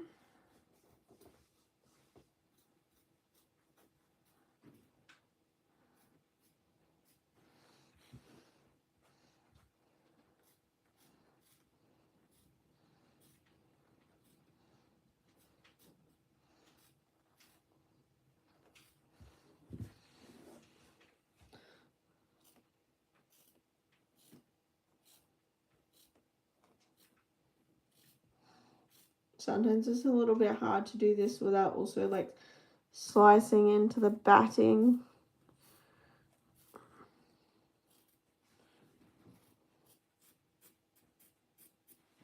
Okay. There's, just gonna put that in the bin. Okay, now, next color. Next color is gray. These colors look kind of similar, but when you put them together, they're not. This is like a camel cashmere kind of, I don't know what you call it, but this one right here is a gray, like a true gray. Okay, there we go. That's nice and lined up with the machine. I think there's only, what, 3 more to go after this?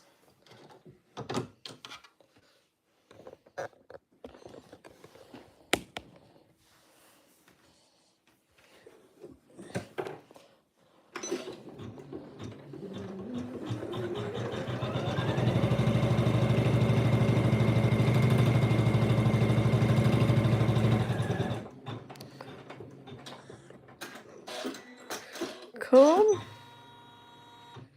Okay, great. Now we're going to raise press a foot, bring her over here a bit. Gonna do a placement and trim line.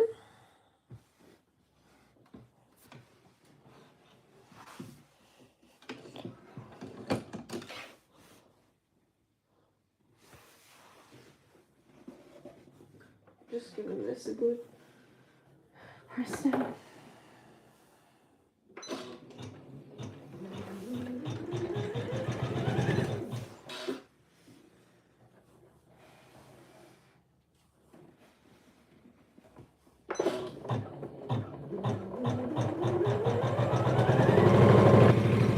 Cool. Is that one done?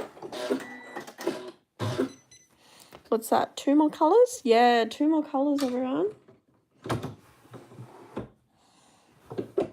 Okay. No.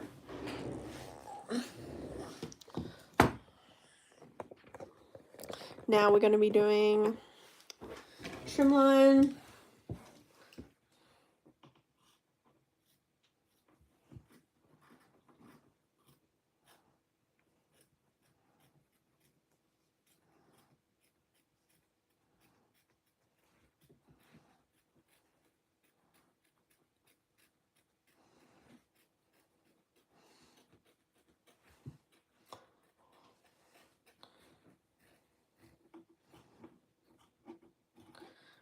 There we go.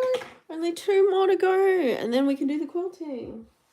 So next is this grey colour, the little border pieces. Then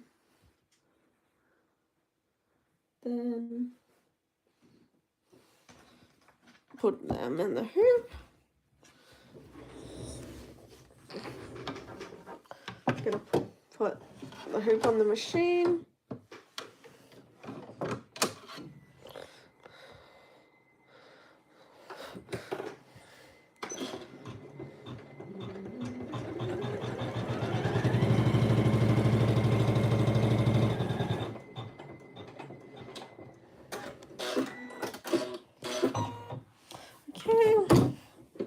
Gonna raise the press front.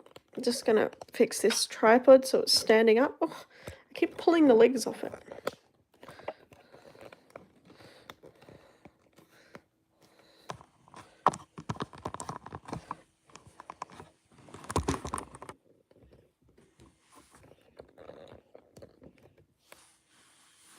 Okay.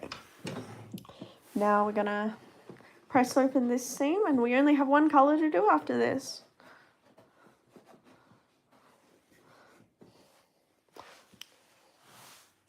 Okay. I really like how the thread, like, they obviously give you enough thread to like last for ages, not just this project, which I think is really cool, and you can build up a really cool stash with like interesting colours in it.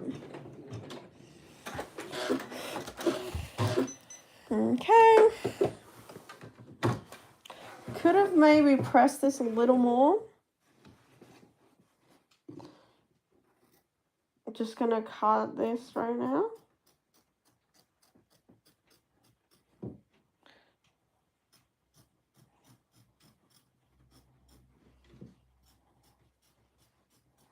Cool. Okay, now last colour, which will be this kind of geometric looking navy one. Just gonna center it over the placement line. Put it down.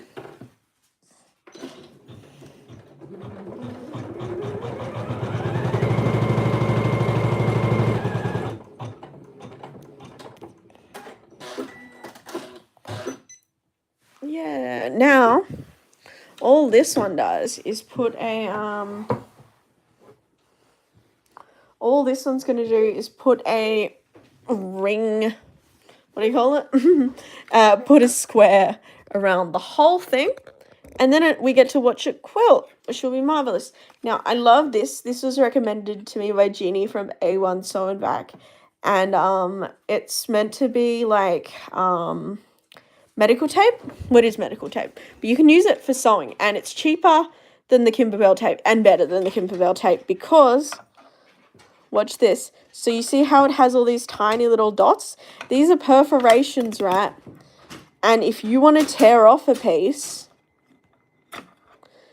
it tears perfectly. It doesn't tear down the side, and you can tear it both directions. You can tear it lengthways and widthways. So yeah, let's give this a little bit of sticky tape on the corner, just because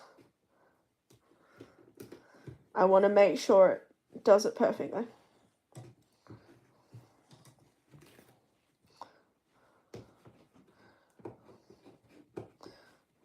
Okay. Great. Okay. Now, we're going to do a square.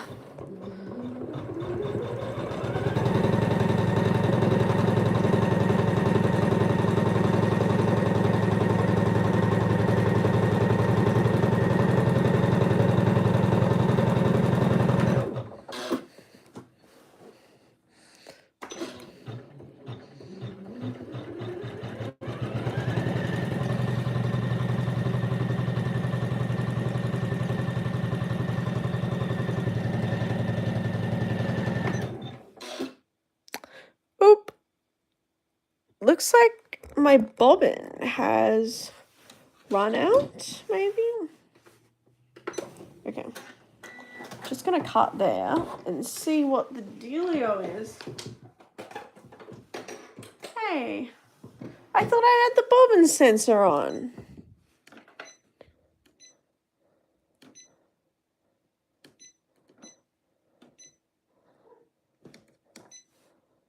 Oh.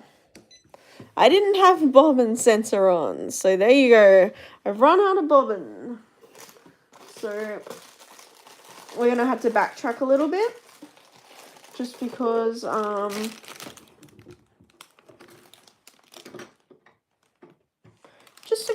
it's. I'm actually, while we're here, going to load some bobbins into this ring. So let's check that out.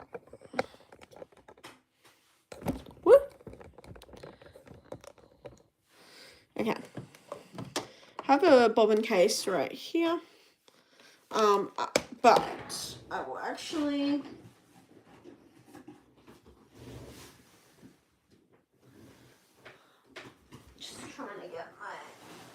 get myself situated right here. I've got a box of bobbins right here.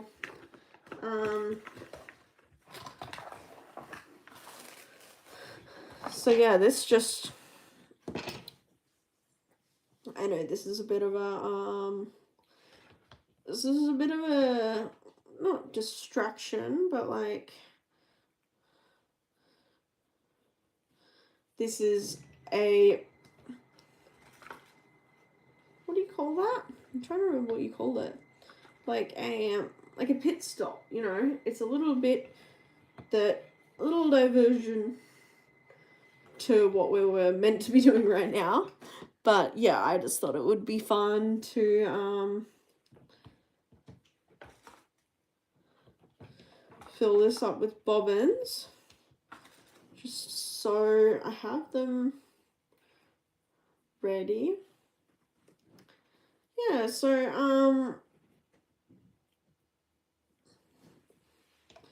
basically the idea with this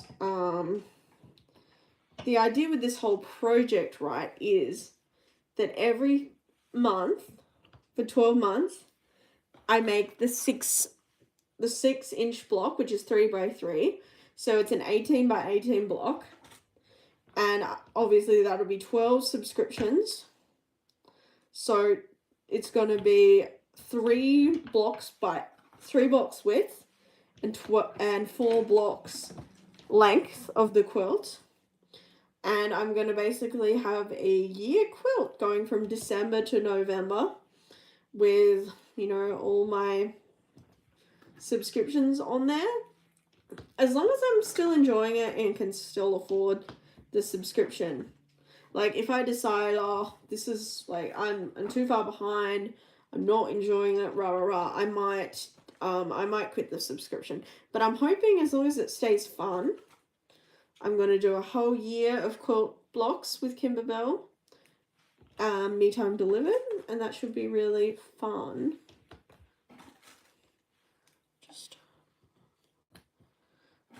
Just try not to get any like thread everywhere. So any of them that have come like semi undone, I'm just doing up again. Yeah, this is fun though. Okay, there we go. There we got a whole ring of bobbins, and we got a new bobbin right here, and that is an empty bobbin. And this can go back away.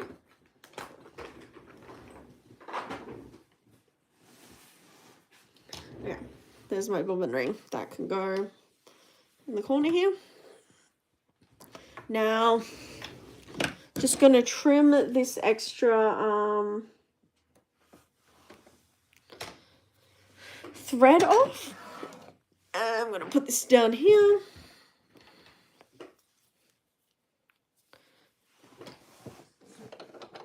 You can obviously see that one of these, so we've been on for 2 hours now. You can see though that one of these blocks is not going to take you 2 hours to complete. I mean, we had our intro, I was showing around how to download the files. I put the files on the stick, I chose the files, I ironed the fabric, I cut the fabric, just filled up that bobbin case, which was the extra that came with the box. Next one's extra is some cute tags, and the one after is some zippers to make a pillow, and then the one after that is a tea towel,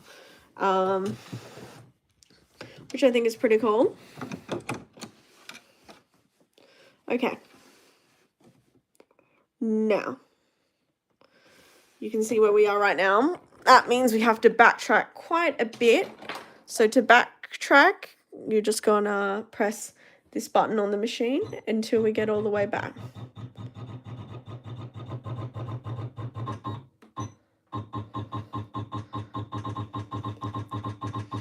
On other machines, you'll be able to like go back by 100, go back by 1,000, etc. Mine doesn't have that.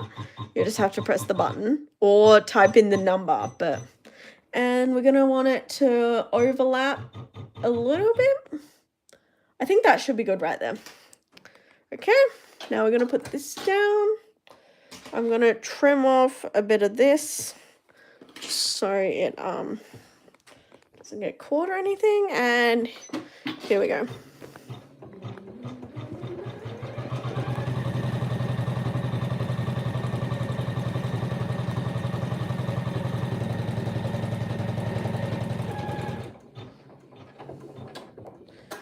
Yay! Okay, and that is all the piecing in the hoop done. Now, if you wanted to do the wiggly squigglies, which is the all over block design that comes in, I don't know, like 22 sizes or something, you'd be able to do that now.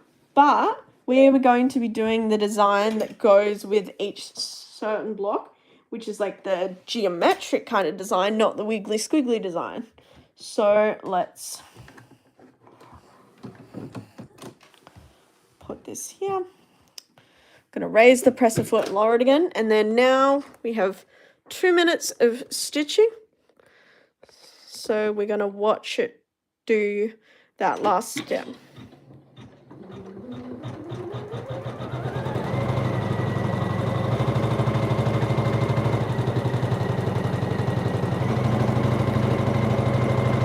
So those little horizontal turn lines are going to be in the seam.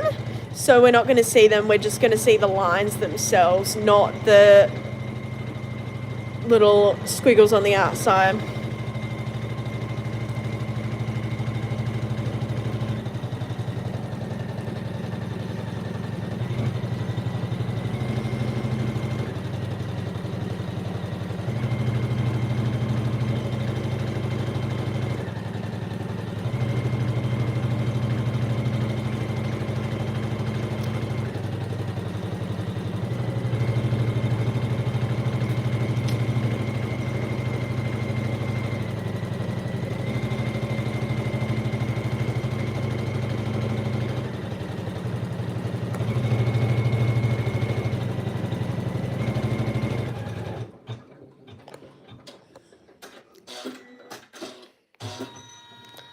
Yeah, we have finished. Great. So there we go, a block 100% pieced and quilted in the hoop. So now let's take him out of the hoop and give him a trim up. I don't know what that came from. Just got my rubbish.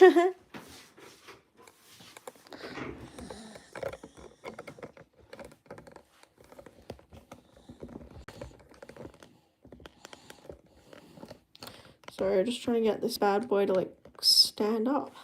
Okay.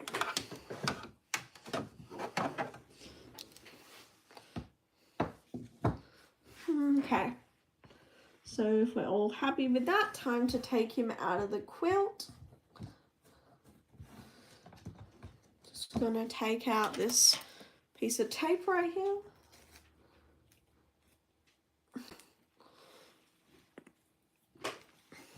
Okay, unscrew the hoop.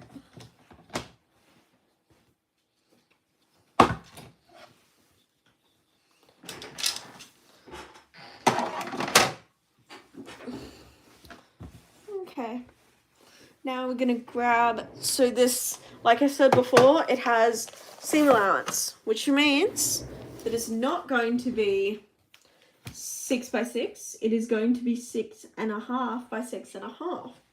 So, using my blocks, okay, so I'm going to start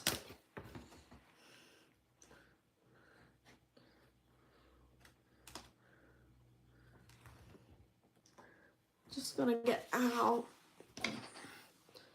rotary cutter out.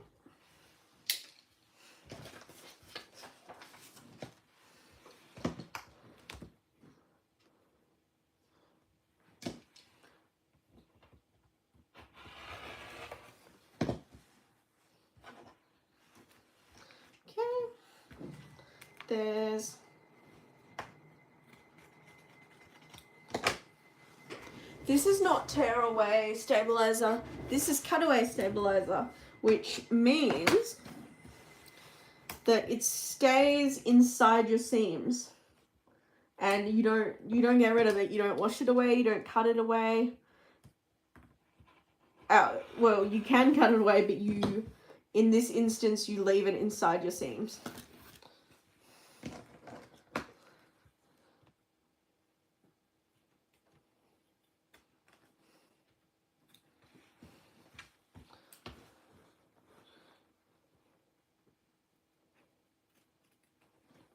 Okay. So now that is done. Now we're all ready to square it up so it's the right size. It should be a pretty perfect size.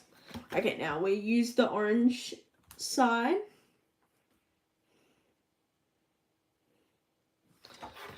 Okay, 1, 2, 3, 4, 6.5. 6.5.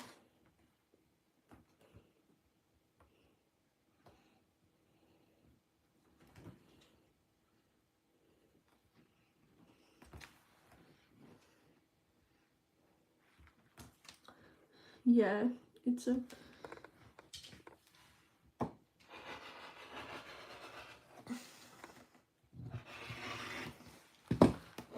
Yeah. Okay, there we go. Just gonna move that out of the way. So there is our 6-inch block done. That's gonna be our live stream for the day.